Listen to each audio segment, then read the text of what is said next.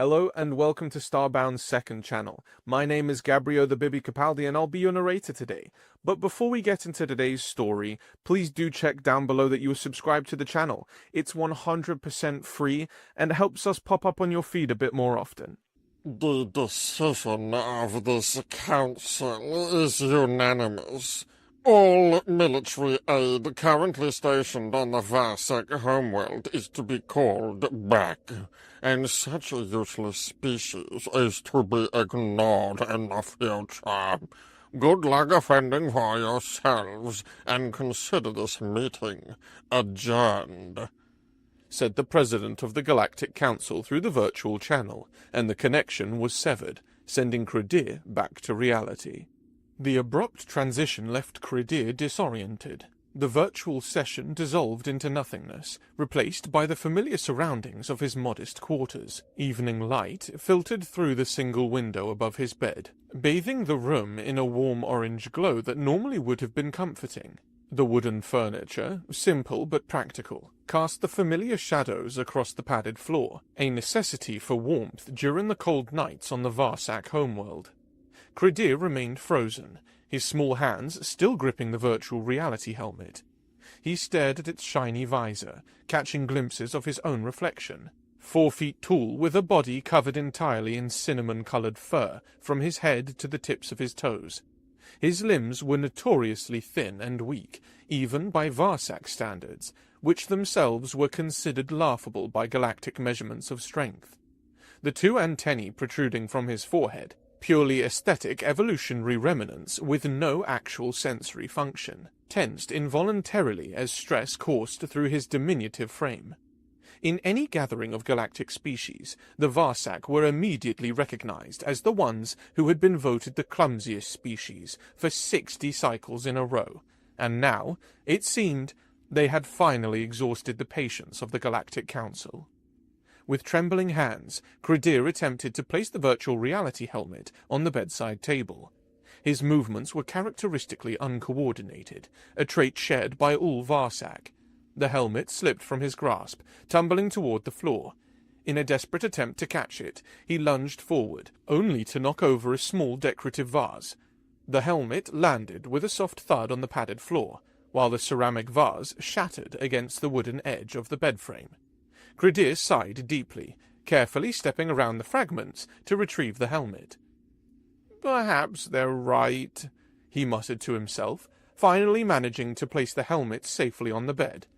"Perhaps we truly are too useless to be worth the Council's time and resources." He settled onto the edge of the bed, his thoughts wandering to all the instances where the Varsak had failed to contribute meaningfully to the Galactic Council's initiatives. Their scientists, while earnest, were consistently outperformed by virtually every other species' brightest minds. Their technological advancements were minimal and often derivative of others' innovations. The very few Varsak who had attempted to join the Council's military forces had become infamous for accidentally discharging weapons during training or tripping over their own feet during ceremonial parades. Even in bureaucratic matters, where physical prowess was irrelevant, the Varsak had developed a reputation for being inefficient. Their administrators were known throughout the galaxy for being overly sentimental, making exceptions to rules that should have been strictly enforced, and generally allowing their emotions to cloud their judgment. What other galactic species viewed as necessary firmness, the Varsak saw as unnecessary cruelty. "How am I going to tell the elders?" Kredier whispered, rubbing his temples with his small fingers. The Council of Elders had appointed him as ambassador, specifically because he was slightly less clumsy than the average Varsak, a dubious honor that now felt like a cruel joke. He rose from the bed and began pacing the room, his mind racing through possible solutions to their dire situation. Without the Council's protection, the Varsak homeworld would be vulnerable to invasion. Their planet, rich in rare species, yet populated by a species physically incapable of defending it, would be an irresistible target for resource-hungry factions or independent raiders. "We could appeal the decision?" he mused aloud, then immediately dismissed the idea. The council president's tone had been final, and gathering support from other council members seemed unlikely. The Varsak had few allies. Perhaps we could hire mercenaries. This option seemed more viable, until Kredier remembered the state of their planetary treasury. The Varsak economy was stable but modest, certainly not robust enough to maintain a mercenary defense force indefinitely. Frustration mounting, he considered diplomatic options. Formal alliances with individual council members, perhaps, or with non-council species. But who would ally themselves with a species universally regarded as useless? In a rare display of anger, Kredier balled his tiny hand into a fist and struck the nearest piece of furniture, a wooden chair. The impact was negligible to the chair, but sent a jolt of pain through Kredier's hand. Worse, the force of the punch threw him off balance. His feet tangled beneath him, and he tumbled gracelessly to the padded floor, landing with an undignified thump. Lying there, staring at the ceiling, Kredier felt a memory surface. A conversation from cycles ago, when he had first assumed his role as ambassador. It was a memory of the only species that had ever found the Varsak's clumsiness funny rather than pathetic. The only species that had actively advocated for the Varsak to be exempted from military service rather than mocking their inability to fight. The only species whose representatives had consistently expressed genuine optimism about the Varsak's future, insisting that one day they would discover their unique talents and contribution to galactic society. Humans. Kredier remembered them vividly. While most species in the Council were either human-like or insectoid or somewhere in between, humans stood out for their remarkable strength and their strange, contradictory nature. They were physically stronger than the Varsak, though that wasn't saying much, but nowhere near as powerful as the warrior races like the Draknar or the Vorgar. Their intelligence was above average, but not exceptional by galactic standards. What made them unique was their inexplicable creativity, their willingness to attempt solutions that more logical species would never consider, and their baffling optimism in the face of overwhelming odds. That optimism had often manifested as humor, finding amusement in situations others considered serious. The Varsak's clumsiness, which elicited contempt from most species, had always seemed to delight the humans. They never laughed at the Varsak in mockery, but rather with a kind of appreciative wonder, as if the Varsak possessed some charming quality that others couldn't see. Still lying on the floor, Kredier's thoughts turned to one human in particular, Thomas Harris, Earth's ambassador to the Council during Kredier's early years in his position.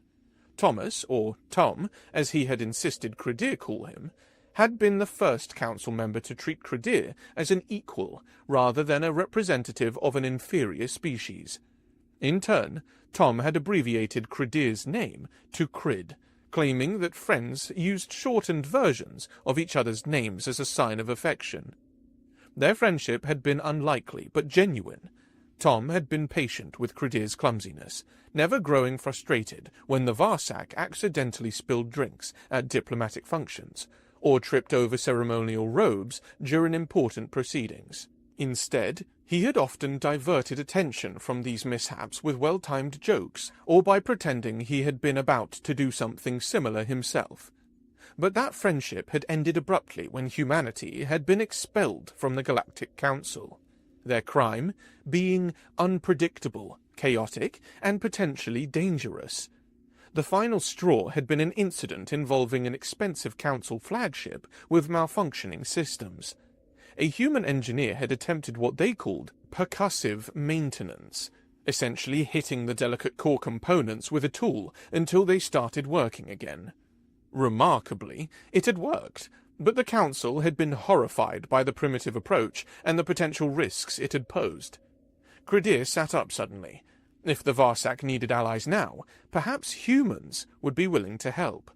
After all, both species now shared the dubious honor of Council rejection, though for entirely different reasons. Without consulting the elders, an unprecedented breach of protocol that would have shocked him just hours earlier, Kredier scrambled to his feet and retrieved the virtual reality helmet. He climbed awkwardly onto the bed, nearly falling twice in the process, and placed the helmet over his head. The physical world dissolved around him, replaced by the neutral virtual environment used for communications. With practiced mental commands, he invoked a floating screen displaying his contact list. It was embarrassingly short, mostly official contacts for various elders and Varsak officials, and a single entry from outside his species. Tom Harris. Kredier hesitated, his virtual finger hovering over the contact. It had been nearly 2 cycles since they had last spoken. What if Tom had forgotten him? What if humans held grudges like the Caligari, who were known to maintain feuds for generations? What if Tom simply didn't want to be reminded of his time on the council that had rejected his species? With a decisive motion, Kredier pressed the call button. The screen showed the connection in progress logo, indicating that the call was connecting. Kredier felt his heart racing, his antennae moving nervously as he waited, rehearsing opening lines in his mind. Should he be formal? Casual? Should he apologize for the long silence, or simply pretend it hadn't happened? Before he could decide, the screen shifted, and the familiar face of Thomas Harris appeared. He looked older than Kredier remembered, more lines around his eyes and mouth, grey streaks in his formerly dark hair. But his eyes still held that uniquely human spark of curiosity and warmth. "Ambassador Kredier," Tom said, his tone formal but not unfriendly. "This is unexpected." "Ambassador Thomas," Kredier replied with equal formality, noting that they had reverted to using each other's full names. "I hope I'm not disturbing you?" "Not at all. It's been a while." An awkward silence followed, heavy with unspoken questions. Kredier searched for a safe topic to ease the tension. "Your hair has changed color," he finally said, immediately regretting the observation. Was it impolite to mention such things to humans? He couldn't remember. To his relief, Tom smiled. "Happens to the best of us. You look exactly the same, though. One of the benefits of Varsak physiology, I suppose. Aging gracefully." "We don't change much externally," Kredier agreed. "Though I assure you, my joints feel every cycle that passes." Tom's smile widened slightly. "So, what can I do for you, Ambassador? I doubt this is a social call after all this time." "Actually," Kredier began, then paused. It seemed wrong to immediately dive into his problems. "Perhaps we could catch up first. I've often wondered how you've been since the council's decision." Something in Tom's expression softened. "That's very like you, Kred." The use of the nickname sent a wave of relief through Kredier. Perhaps their friendship wasn't beyond salvaging after all. "Life after the council has been interesting," Tom continued. "Humans don't take rejection well, as you might remember. But we're also stubborn as hell. Being knocked out forced us to forge our own path." "I remember that stubbornness," Kredier said, a fond memory surfacing. "Like when you insisted on teaching me that human game. What was it called? The one with the cards?" "Poker," Tom supplied, chuckling. "You were terrible at it, no offense." "None taken, Tom. I was terrible. The Varsak face is too expressive for deception." They both laughed, and just like that, the years of silence between them seemed to melt away. They reminisced about council meetings where Kredier had accidentally activated the wrong translation settings, causing his heartfelt speech about cooperation to be rendered as a recipe for a soup. They recalled diplomatic dinners, where Tom had pretended to enjoy Varsak cuisine despite its notoriously bland taste to human palates. As they talked, Kredier carefully avoided mentioning his current predicament, wanting to extend this pleasant reconnection as long as possible. But eventually, Tom brought up the subject himself. "It was something to see you and the other Varsak defending humanity during our expulsion hearings," he said. "Your species might not be the most eloquent or forceful, but there was something touching about watching you all try so hard, even knowing it wouldn't change the outcome. Kredier saw his opening. Ironically, we've now joined you in Council Exile, though technically we're still members.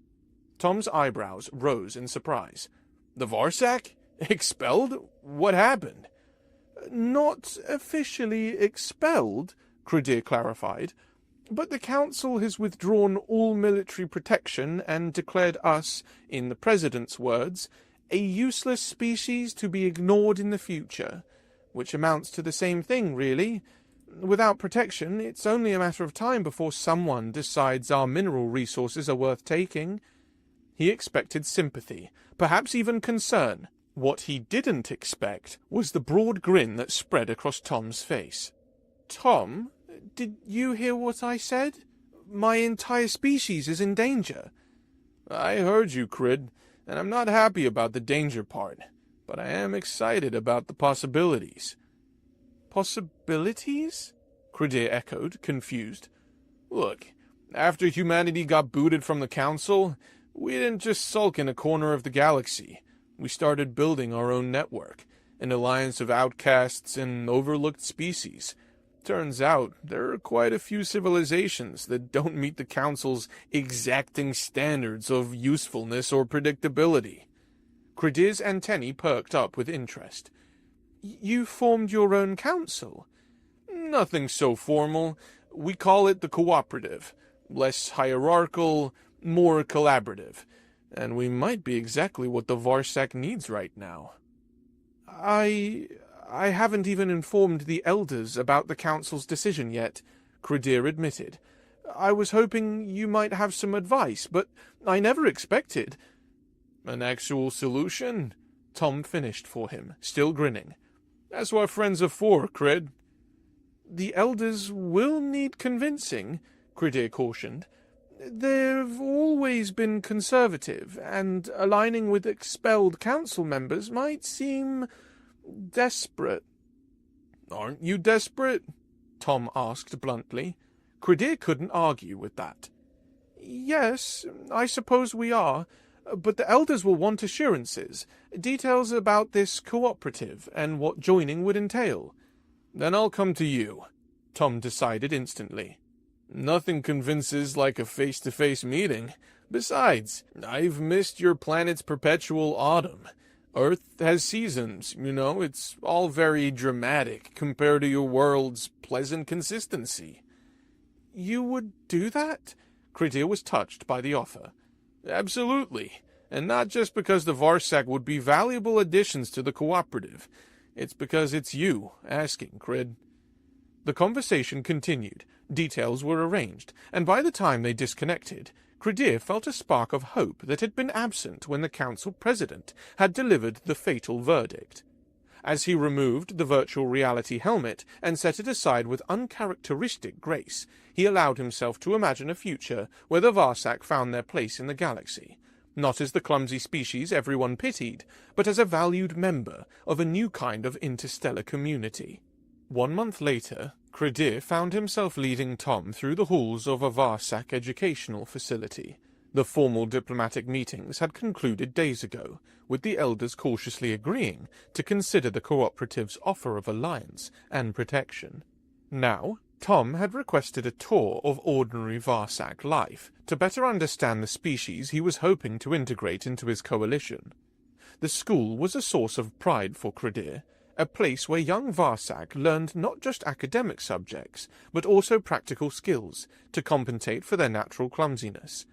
The architecture featured rounded corners, padded surfaces, and stability rails along every wall. Nothing was fragile, nothing was sharp, and everything was built to withstand accidental impacts. And this is our practical physics laboratory, Kredier explained, gesturing to a room where young Varsak were attempting to build simple machines. We emphasize hands-on learning whenever possible, although, as you can see, it often leads to... A crash interrupted him as a youth accidentally knocked over an elaborate pulley system. The other students helped clean up without comment or mockery. Such accidents were simply part of Varsak life. Kredier glanced at Tom, expecting him to be paying close attention, but the human's gaze was directed elsewhere, watching a group of students in the courtyard, visible through the window. His expression was thoughtful, almost distracted. "Tom, is something wrong?" Tom turned back to him. "Oh, sorry, just thinking." "About what?" Kredier pressed, suddenly worried. "Is it the Alliance? Have you changed your mind?" Tom shook his head. "No, nothing like that. I'm just, struggling with something. I came here confident that we could find a role for the Varsak in the cooperative, but after a week of observation, I'm still not sure what that role should be." He gestured toward the courtyard. "Your people are kind, thoughtful, and well-meaning. But every species in the cooperative contributes something unique. The Naldrin have their advanced biotechnology. The Zen, their unparalleled spaceship designs. Even the tiny Mick, with their ability to survive in toxic environments, serves as our hazardous material experts." "And you're wondering what we bring to the table?" Kredier finished for him, his voice flat. "I'm wondering how best to defend your abilities to other members," Tom corrected gently. "I know there's something the Varsak excel at. I just haven't found it yet, and I don't think touring another school is helping me discover it." Kredier sighed, leading Tom away from the laboratory toward a quieter corridor. "You don't need to sugarcoat it, Tom. We Varsak are well aware of our limitations. Why do you think we accepted the Council's protection for so long? We can't fight, our scientific contributions are minimal, and even our administrative abilities are compromised by what other species see as excessive emotionality." He attempted a self-deprecating smile. "Did you know our most famous scientific breakthrough was when Dr. Linedar's team accidentally created a powerful aphrodisiac for the Kragat, a predator species, when they were attempting to develop a poison? The Kragat birth rate tripled the following season. The Council was furious. They've been trying to control the Kragat population for cycles." Tom laughed. "That's actually impressive in its own way." "It's embarrassing," Kredier corrected, "as is the fact that our military exercises routinely end with more self-inflicted injuries than training objectives completed, or that our diplomatic corps is known throughout the galaxy for agreeing to unfavorable terms because we're too polite to negotiate aggressively." Tom remained quiet for a moment, then asked, "Where else can we visit? Somewhere that isn't an educational or governmental facility?" Kredier considered. "There's the Central Library nearby. It houses our historical archives and cultural collection. Would that interest you?" "Lead the way," Tom agreed. As they walked toward the library, Tom continued his gentle probing. "There must be something the Varsak are naturally good at. Every species evolves with some advantage." "Our fur is quite soft," Kredier offered sarcastically. "Perhaps we could be the galaxy's pillow stuffing." "Be serious, Krid." "I am being serious. Our evolutionary path favored caution and retreat over confrontation. We've survived as a species by being harmless, not by excelling at anything particular." By the time they reached the library, a low, sprawling building with the same safety features as the school, Kredier was feeling increasingly defensive. He appreciated Tom's optimism, but the human's persistent belief that the Varsak must have some hidden talent was starting to feel patronizing. As they entered the main hall, however, both were brought up short by an unexpected sight. 3 young Varsak had assembled what appeared to be a makeshift gaming station, perched precariously on a chair. The youths were huddled around a small projection screen, their fingers touching control interfaces with surprising dexterity. On the screen, stylized figures were engaged in combat, moving with fluid grace that stood in contrast to the typical Varsak movements. Colorful energy blasts and impossibly acrobatic maneuvers filled the display. A booming voice occasionally intoned phrases like, "Finish him," followed by representations of graphic violence that seemed wildly out of place in the sedate library. Kredier was shocked into momentary silence before anger took over. "What do you think you're doing?" he demanded, his voice echoing through the quiet space. The young Varsak jumped in surprise, nearly toppling their setup. One of them fumbled with the controls, freezing the game. Ambassador Kredier, the tallest of the three stammered. we were just... I can see exactly what you were doing, Kredier cut him off. Playing games in the library, and human combat games no less. Have you no shame, no sense of propriety? The younglings looked at the floor, their antennae drooping in embarrassment. Do you have any idea, Kredier continued, his voice rising, what's at stake for our species right now, while you waste time with these violent distractions? Ambassador Harris and I are trying to secure alliances that might prevent our entire world from being invaded. He gestured at Tom. Humans have come to help us, to find some way that our species might prove useful to the galaxy. And what do they find? Varsak youth who can't even focus on their education for one day? The tirade might have continued, but Tom placed a restraining hand on Kredier's shoulder. Actually, he said, his voice thoughtful, what game is that, exactly? The youngest exchanged uncertain glances before the smallest answered. Mortal Kombat 7, sir? It's a human game? I know it, Tom said, stepping closer to examine their setup. That's an advanced version, too. The neural responsive edition that adapts to player reflexes. He turned to Kredier. Do you realize how impressive it is that they can play this? Most species find human reaction-based games too fast-paced. Even some humans struggle with how violent this one is. Kredier blinked in confusion. It's just a game, Tom. A game that requires split-second timing, complex input combinations, and the ability to predict and counter an opponent's moves, Tom corrected. He turned back to the young Varsak. How long have you been playing? About 4 months, the tallest answered, still nervous but clearly pleased by Tom's interest. We play every day after studies. And you've mastered the advanced combo system already? Tom sounded genuinely impressed. Let me see you play. As the younglings eagerly restarted their game, Kredier pulled Tom aside.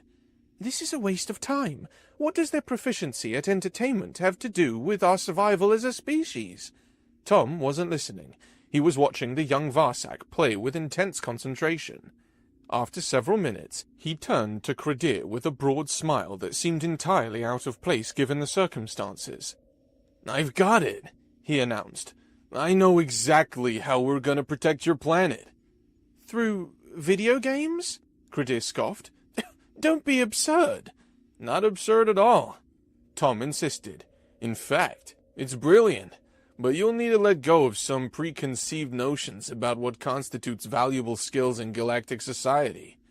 He glanced at the young players, then back to Kredier. Are you willing to hear me out?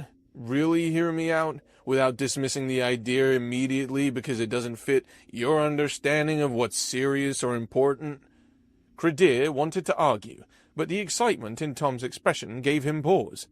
This was the most animated he'd seen his friend since his arrival, and, he had to admit, they had few other options. Very well, he conceded. I'm listening. Tom gestured toward an empty reading area. Let's sit down. This might take a while to explain, but I promise you, by the time we're done, you're going to see your species, and these kids, in a whole new light. Intrigued despite his skepticism, Kredier followed Tom to the reading area. The three young Varsak, noticing the ambassadors settling in for a serious discussion, paused their game and edged closer, clearly curious about what the human had in mind. Tom smiled at them, waving them over. You three might want to hear this too. In fact, I want you here to answer some questions. As they gathered around, Tom leaned forward, his eyes bright with the particular intensity that Kredier had come to recognize as uniquely human inspiration, the kind that other species often dismissed as madness until it unexpectedly succeeded. Let me tell you about a concept humans call thinking outside the box," Tom began, "and how your supposed weaknesses might actually be averaged to work in your favor." The conversation that followed would change the course of Varsak history forever. 3 years later, Kredier stood by the large panoramic window of the command center, sipping a steaming cup of coffee, a habit he'd acquired from Tom. The human beverage had initially tasted bitter and unpleasant to his Varsak palate, but he'd grown to appreciate its complex flavors and the alertness it provided. Much like his relationship with humanity, what had once seemed strange and uncomfortable had become a source of comfort and strength. Outside, the normally peaceful horizon of the Varsak homeworld was interrupted by flashes of light and plumes of smoke. The invasion they had long feared had finally come. The Draknar, notorious for their aggressive expansion and dismissal of diplomacy, had arrived with a fleet of battleships that darkened the sky. Their blaster beams cut through the morning air, striking the outskirts of the capital with devastating power. Each impact sent tremors through the ground, even at this distance. Kredier took another sip of his coffee, watching the destruction with a calmness that would have been unthinkable 3 years ago. Back then, such an attack would have been devastating. Today, it was merely the beginning of a demonstration. He turned away from the window, surveying the vast chamber behind him. Rows upon rows of Varsak sat in specially designed chairs, each wearing a virtual reality helmet similar to the one he had once used for council communications. But these helmets served a very different purpose now. Each was connected to a complex neural interface, allowing the wearer to control something far more substantial than avatars in a virtual meeting space. The room was eerily quiet, despite housing over 200 Varsak. Only the occasional murmur or soft chuckle broke the silence, signs of concentration rather than concern. On the wall opposite the window, an enormous screen displayed real-time footage of the battle unfolding beyond the city limits. It was to this screen that Kredier now turned his attention. The Draknar fleet was formidable, 50 ships of varying sizes, from nimble fighters to massive destroyers. They moved in the coordinated patterns typical of a species that had evolved for warfare, their tactics honed across centuries of conquest. Under normal circumstances, such a force would have subdued the Varsak world in hours. But what they faced was anything but normal. Rising to meet the Draknar ships were figures that seemed to defy physics. Massive, humanoid machines standing taller than most buildings. Each gleamed with a distinctive color scheme and design elements that reflected their pilots' personalities. Some were bulky and heavily armored, while others were sleeker and built for speed. All moved with a certain grace that no one would have associated with the Varsak species 3 years ago. "Status report," Kredier requested, addressing a young Varsak who monitored communications from a console near the screen. "The Draknar commander is demanding our surrender," she replied, her voice calm despite the gravity of the situation. "They claim resistance is pointless and will only lead to unnecessary destruction." "And our response?" The young operator's antennae folded with amusement. "Commander Linrit sent them footage of what happened to the pirate fleet that attempted a raid last month. The Draknar have stopped broadcasting." Kredier nodded, turning back to the screen. The battle was intensifying, the Draknar, realizing that this would not be the easy conquest they had anticipated, had deployed their full arsenal. Energy weapons flared against defensive shields. Smaller fighters swarmed around the humanoid machines, looking like insects attacking giants. And at the center of it all was the most impressive machine of all, a titanium and composite colossus, standing nearly twice as tall as its companions. Its midnight blue armor absorbed light, making it seem like a void in space itself. In its hands, it wielded a massive sword with edges that glowed with contained plasma energy, hot enough to slice through starship hulls. As Kredier watched, this behemoth crouched, its systems gathering energy, then launched itself skyward with a burst of propulsion that defied its enormous mass. It soared higher than seemed possible, the plasma-edged sword held high above its head. At the apex of its jump, it brought the blade down in a perfect arc, cleaving through a Draknar destroyer as if it were cutting through water, rather than reinforced alien alloys. The destroyer split in two, each half drifting apart before secondary explosions consumed them both. The giant machine landed with surprising lightness, already pivoting to engage its next target. "That's Tinir, isn't it?" Kredier asked, recognizing the distinctive fighting style. "Yes, Ambassador," the communications officer confirmed. "He's improved significantly since last month's exercises." Kredier smiled faintly. Tinir had been one of the 3 young Varsak they had discovered playing human games in the library 3 years ago. Now, he was the lead pilot in what had become known as the Varsak Defense Force, an elite unit of virtual pilots who controlled these machines, which humans called mecha, for the safety of the command center. Of course, another unit to control a space fleet as well. The ingenuity of Tom's plan still amazed Kredier. The human had recognized what no one else had, that the Varsak's natural clumsiness in the physical world could be completely bypassed in a virtual environment. Their neural pathways were actually exceptionally well suited for rapid processing of complex sensory input and precise control through technological interfaces. With human engineering assistance, they had developed the remote-controlled mecha units that now defended their world. The control systems were specifically calibrated to Varsak neurology, making them essentially impossible for other species to operate effectively. What had once been a species known only for being clumsy and ineffectual was now becoming renowned throughout the galaxy for having the most advanced remote piloting force in known space. On the screen, the battle was reaching its conclusion. The remaining Draknar ships had broken formation and were attempting to retreat. The mecha units pursued with relentless speed, disabling engines and weapon systems with precision strikes. Kredier felt a swell of pride as he watched his people defend themselves for the first time in their history. The Varsak had found their purpose, their unique contribution to galactic society.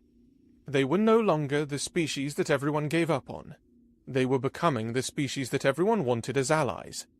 His thoughts turned to Tom, now serving as the official human ambassador to the Varsak homeworld.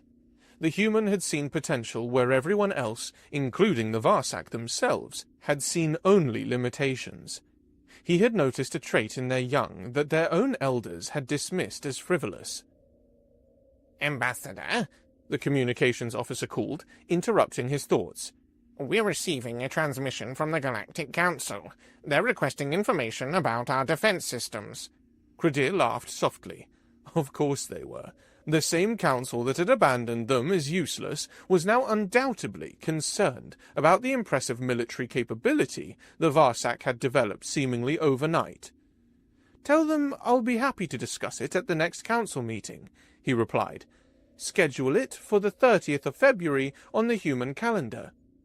As he turned back to the window, watching the distant flashes of combat grow less frequent as the invaders were systematically defeated, Kredier felt a profound gratitude toward humanity and especially toward Tom. They had seen value where others saw only weakness, potential where others saw only limitation. Everyone had given up on the Varsak, except humanity. And because of that exceptional human perspective, the Varsak had finally found their place among the stars.